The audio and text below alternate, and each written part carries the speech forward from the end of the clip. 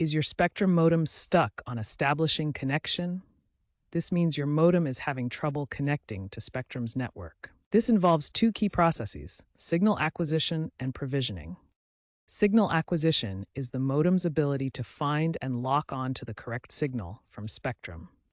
Provisioning is when Spectrum authorizes your modem and assigns it an IP address. This handshake needs to occur before the internet will work. This video applies to any Spectrum-approved modem, including Hitron and Technicolor models. Spectrum has reported a 15% reduction in customer support calls for this issue due to AI-driven self-healing features in their newer E31T and E32 modems, which automatically retry connections.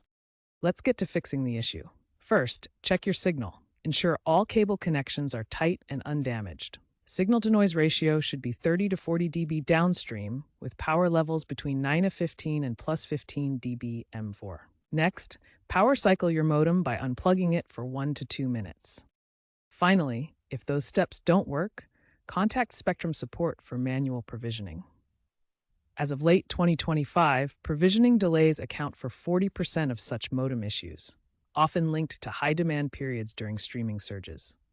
Spectrum is improving response times, with average resolution dropping from 24 hours in 2024 to under 8 hours in 2025, thanks to cloud-based provisioning systems.